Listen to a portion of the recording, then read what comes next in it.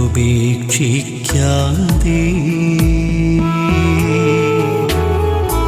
മാധ്യസ്ഥം നൽകിടുവാനാ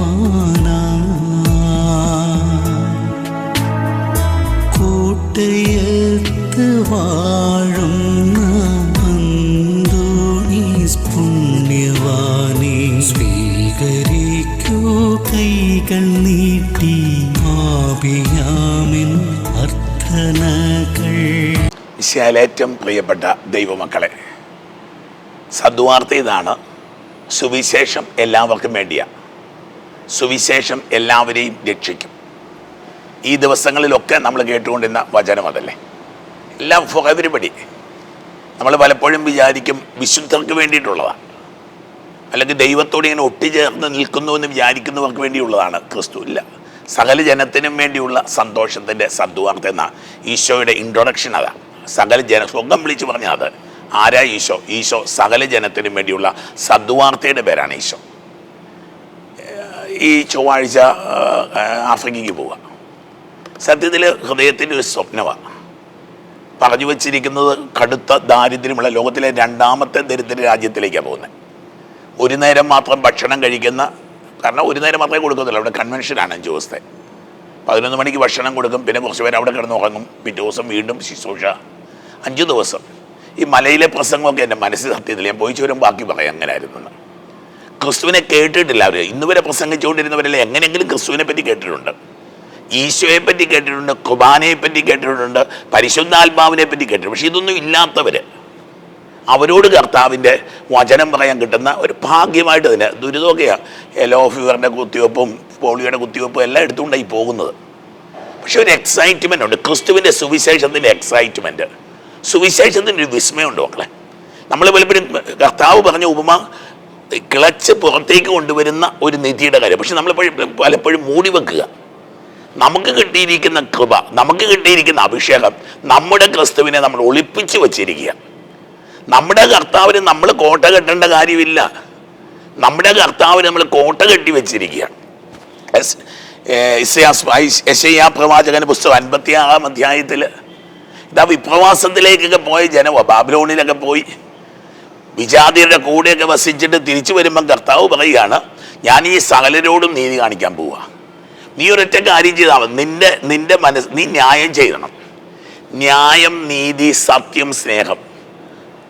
ഇത്രയും ഉണ്ടെങ്കിൽ നീ രക്ഷപ്പെട്ടു, നീ തകരില്ല, നിന്റെ വീടത്ത് വീണു പോവില്ല, നിന്റെ ജീവിതം വീണു പോവില്ല. ന്യായം, നീതി, സത്യം, സ്നേഹം, ഇത്രയും ഉണ്ടായാൽ മതി. വേറൊന്നും ഇതാരെയും ബോധിപ്പിക്കാനുള്ളതല്ല, ഇത് ജനത്തിൻ്റെ മുമ്പിൽ കാണിക്കാനുള്ള, എനിക്ക് കയറി നിൽക്കാനുള്ള എൻ്റെ വീടിൻ്റെ 4 കല്ലുകളായത്. ന്യായം ഉണ്ടാവണം ജീവിതത്തിന്, നീതി ഉണ്ടാവണം, സ്നേഹം ഉണ്ടാവണം, പിന്നെ രക്ഷയോ വിശ്വാസം എന്തോ. ഈ ഒരു കൃപയിൽ നിൽക്കുന്ന ഒരു മനുഷ്യൻ, ആർക്കും കയറി നിൽക്കാവുന്ന, ന്യായം ആർക്കും പാലിക്കാവുന്ന, നീതി, സത്യം, സ്നേഹം, ഇവയൊക്കെ ആർക്കും പാലിക്കാം. എന്ത് പറയാം, എൻ്റെ നാമത്തെ സ്നേഹിക്കാനും, എൻ്റെ ദാസനായിരിക്കാനും, എന്നോട് ചേർന്നിരിക്കാനും, സാപത്ത് അശുദ്ധമാകാതെ ആചരിക്കാനും, എൻ്റെ ഉടമ്പടിയോട് വിശ്വസ്തത പുലർത്തുവാനും, ഞാൻ പരദേശികളെ, വിജാതികളെ, ദൈവവചനം സ്വീകരിച്ചിട്ടില്ലാത്തവരെ ഞാൻ സ്വീകരിക്കാൻ പോയിനി. അവർക്ക് ഞാൻ പുതിയ ന്യൂ ഓപ്പണിങ്. എനിക്കൊന്ന് ഈ കാലഘട്ടം, അങ്ങനത്തെ ഒരു കാലഘട്ടം സത്യമായിട്ട് നമ്മൾ വന്നു നിൽക്കുക. ഏതാണ്ട് 2000, ഇപ്പം കഴിഞ്ഞ ദിവസം ജോർദാൻ ദേശക്കാർ ജോർദാൻ നദിയിൽ ഈശോ മുങ്ങിയതിൻ്റെ 2030-ാം വർഷം അല്ലേ, 2030-ാം വർഷമോ മറ്റോ ആഘോഷിക്കാൻ വേണ്ടി പോകും. 2000 ആണ്ട് ആഘോഷിക്കാൻ പോവുക. ഈശോ 30-ാം വയസ്സില്ലേ മാവുസ്, അപ്പോൾ 2000 ആണ്ട് 2030. ദൈവമക്കളെ, ഈശോയുടെ ജ്ഞാനസ്നാനം എന്ന ലോകം മുഴുവൻ്റെ ജ്ഞാനസ്നാനമാണ്.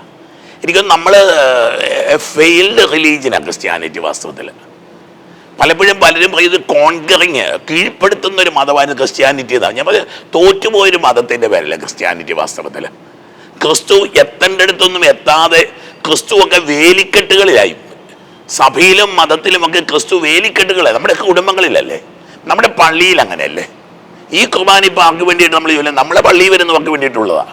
ഈ ദേശത്തിന് വേണ്ടി ഒരു കുർബാന ചൊല്ലി തുടങ്ങുന്നുണ്ടോ? നാനാജാതി മതസ്ഥർക്ക് വേണ്ടി ഒരു കുർബാന ആരംഭിച്ചാലോ? മതിലുകളില്ലാത്തൊരു പള്ളിയെ പറ്റിയൊക്കെ ധ്യാനിക്കാൻ പറ്റുമോ മക്കളെ? നമ്മൾ കോടികൾ മുടക്കി പള്ളികളൊക്കെ പണിതിങ്ങനെ അടച്ചു പൂട്ടുക, വാതിലുകൾ സുരക്ഷിതമാക്കുക. വാതിലുകളില്ലാത്തൊരു പള്ളിയെ പറ്റിയൊക്കെ ഒരു കുരിശുരൂപം മാത്രം ഉയർന്നു നിൽക്കുന്ന ഒരു പള്ളിയെ പറ്റിയൊക്കെ നമുക്ക് ധ്യാനിക്കാൻ പറ്റുമോ? എനിക്കത് ഈ കാലഘട്ടം നമ്മളെ വല്ലാത്ത, കാരണം അനേകർ ദേവാലയങ്ങളിൽ അകന്നു പോകുന്നൊരു കാലം കൂടിയാണ്. നമ്മുടെ കുഞ്ഞുമക്കൾക്കൊക്കെ ഒരു വിശ്വാസം കിട്ടാത്തതിന് കാരണം സുരക്ഷിതത്വം കൂടി കൊണ്ടാണ്. ആരെയും പറ്റി കഴിഞ്ഞ ദിവസം പറയുന്നത് കേട്ടു, ദേവാലയത്തിൽ വന്ന് ഒരുപാട് നേരം കരയുന്ന കണ്ട മനുഷ്യൻ. ജീവിതത്തിൻ്റെ സുരക്ഷിതത്വം നഷ്ടപ്പെടുമ്പോൾ നമുക്ക് സ്വർഗത്തിലോട്ട് നോക്കിയേ പറ്റത്തുള്ളൂ. കടലിൽ കിടക്കുന്ന കപ്പൽ കാറ്റിന് വേണ്ടി കാത്തില്ല, കാറ്റ് മൂവ് ചെയ്യണം. ശരിക്കുള്ള കാറ്റ് വന്നാൽ ഇത് പരിശുദ്ധാത്മാവിൻ്റെ കാറ്റാണ്. ഇതാ എൻ്റെ വിശുദ്ധഗിരിയിലേക്ക് കൊണ്ടുപോകും, അവിടെ വെച്ച് ഞാൻ അവർക്ക് സന്തോഷം നൽകും, അവരുടെ ദഹനബലികൾ ഞാൻ സ്വീകരിക്കും. എൻ്റെ ആലയം സകല ജനങ്ങൾക്കും വേണ്ടിയുള്ള പ്രാർത്ഥനാലയം. അന്തോണിസുവിനെയാളെ തീർത്ഥാടന കേന്ദ്രത്തിൽ നിന്നുകൊണ്ടാണ് ഈ ഒരു വചനം പറഞ്ഞുകൊണ്ടിരിക്കുന്നത്. സകല ജനത്തിനും വേണ്ടി ഒരുപാട് സന്തോഷത്തോടു കൂടിയാണ് നിൽക്കുന്നത്. ഒരുപക്ഷെ എൻ്റെ ജീവിതത്തിൽ ഞാൻ ആസ്വദിക്കുന്നൊരു കാര്യം, ഇത് സകല ജനങ്ങൾക്ക് വേണ്ടിയുള്ള ശുശ്രൂഷയാണ്. ഇത് ക്രിസ്ത്യാനിക്ക് വേണ്ടിയുള്ള ശുശ്രൂഷയല്ല, ഇത് ക്രൈസ്തവന് വേണ്ടിയുള്ള, ഏത് സഭയിലും ഏത് മതത്തിലും ഏത് ജാതിയിലും പെട്ടവർക്ക് വേണ്ടി ഈശോയെ പ്രഘോഷിക്കുന്ന, ഈശോയുടെ കാരുണ്യം പറയുന്ന ഒരു ശുശ്രൂഷ. 67-ാം സങ്കീർത്തനത്തിൽ ജനതകൾ സകലരും ദൈവത്തിന് ഹല്ലേലൂയ വിളിക്കട്ടെ. ഒരു വലിയ കൺവെൻഷനാണ് ആഫ്രിക്കൻസാണ് അത് കൂടുന്നത്. എൻ്റെ ഉദ്ദേശം ഇതല്ല, എനിക്കധികം ആഫ്രിക്കൻ ഭാഷയൊന്നും, പക്ഷേ ഞാൻ അവരെ യേശു എന്ന വാക്ക് പഠിപ്പിക്കും. I will teach them the word Yeshu. അവരെ ഞാൻ ഹല്ലേലൂയ പറയും. ഈ 2 കാര്യങ്ങൾ ഉറപ്പാണ്. ഈ 5 ദിവസത്തെ ശുശ്രൂഷ കൊണ്ട് അവർ യേശുവെന്ന്, അവരുടെ സങ്കടത്തിൽ അവരെ നിലവിളിക്കുന്നവരല്ല, സങ്കടത്തിൽ യേശുവെ എന്ന് വിളിക്കുന്നവരായി വരെ തീരും. ഒപ്പം ജീവിതത്തിൽ കരങ്ങൾ ഉയർത്തി അവർ ഹല്ലേലൂയ പറയുന്ന ഒരു ജനമായിട്ട് അവർ മാറും. ജനങ്ങളെല്ലാം ആഹ്ലാദിക്കട്ടെ. നമ്മളിതിനെ ഭക്ഷണം കൊടുക്കാൻ പോകുന്നത് 10,000-10,000 പേരുണ്ടെന്ന് പറഞ്ഞത്. ഉച്ചയ്ക്കത്തെ ഭക്ഷണം എന്ന് വെച്ചാൽ എന്തോ മാവ് കലക്കി കൊടുക്കുന്നതാണ്. ഒരു നേരം മാത്രം ഭക്ഷണം. 4 നേരം ഭക്ഷണം കഴിക്കുന്ന ഞാൻ ഒരു നേരം ഭക്ഷണം കഴിക്കുന്നവരുടെ കൂടെ കൂടാൻ പോവുക. ഇനി ലഘുവായ ഭക്ഷണം, വെള്ളത്തിൽ കുടിച്ചാൽ പോലും വിഷമായി മാറുന്നു. വെള്ളം വിഷമാകുന്ന ഒരു ദേശം ചിന്തിക്കാവോ? കുപ്പിക്കകത്ത് വെള്ളം കൊണ്ടുകൊള്ളാനാണ് പറഞ്ഞേക്കുന്നത്. അവിടെ മനുഷ്യർ കുളിക്കുകയല്ലെന്ന് പറയുന്നു. എന്തുമായിക്കൊള്ളെ, ഞാൻ എക്സാജറേറ്റ് ചെയ്ത് പോകണില്ല. അതുപോലെ ക്രിസ്തു എല്ലാവർക്കും എല്ലാമായി തീരുക. അങ്ങനെ ക്രിസ്തു എല്ലാവർക്കും എല്ലാമാകുന്ന എൻ്റെ ജീവിതത്തിൽ, എൻ്റെ തകർച്ചയിൽ, എൻ്റെ ദുരന്തത്തിൽ, എൻ്റെ പ്രതിസന്ധിയിൽ, എൻ്റെ സങ്കടത്തിൽ, എൻ്റെ വീഴ്ചയിൽ എൻ്റെ ദൈവം എനിക്ക് എല്ലാമാകും. ജനതകൾ അങ്ങനെ സ്തുതിക്കട്ടെ. ജനതകൾ ജെൻറ്റൈൽസാണ്.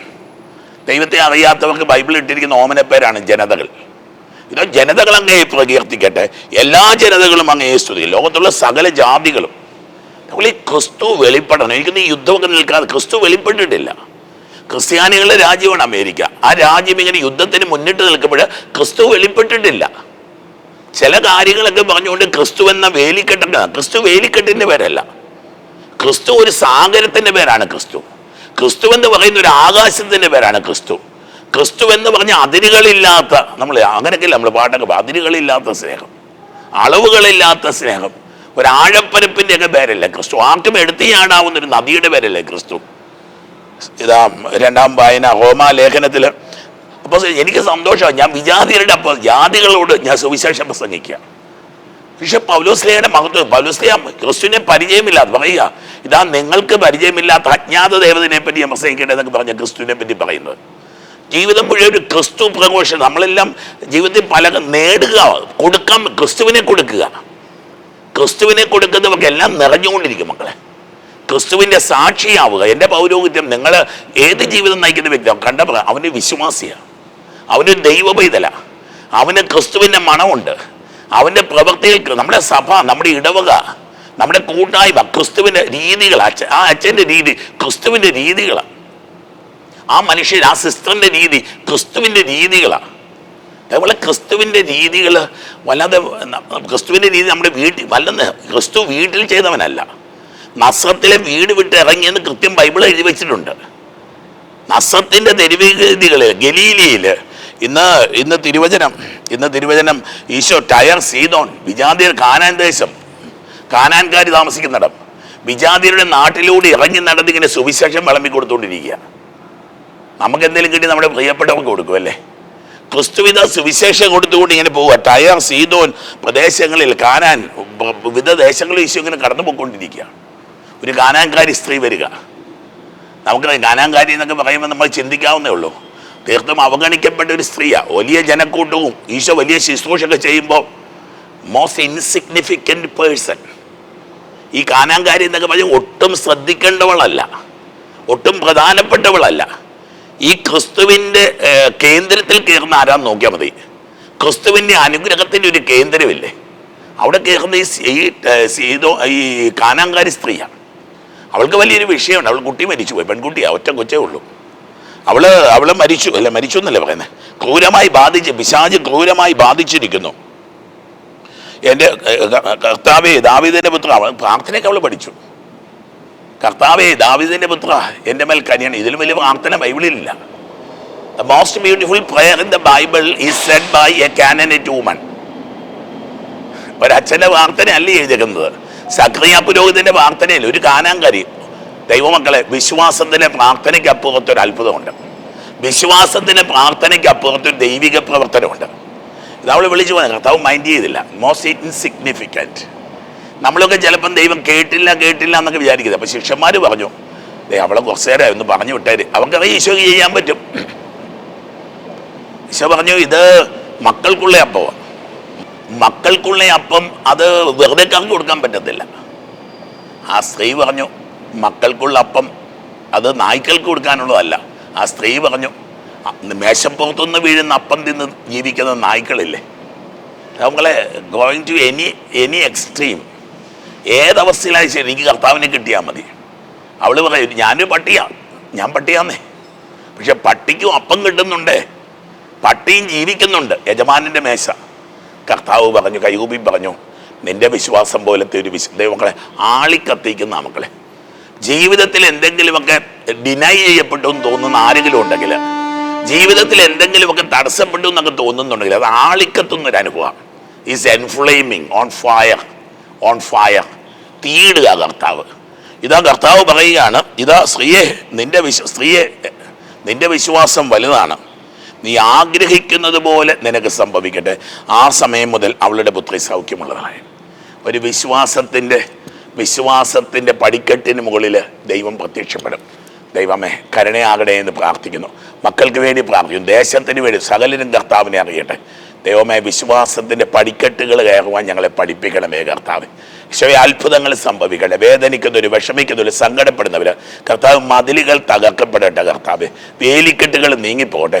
ക്രിസ്തു എല്ലാവർക്കും എല്ലാമായി മാറുവാൻ കർത്താവ് നീ അനുഗ്രഹിക്കണം. സ്വർഗം തുറക്കപ്പെടട്ടെ, അഭിഷേകങ്ങൾ ഉണ്ടാകട്ടെ. പിതാവിൻ്റെയും പുത്രൻ്റെയും പരിശുദ്ധാത്മാവിൻ്റെയും നാമത്തിൽ ആമേൻ. കൂട്ടയത്ത് വാഴുന്ന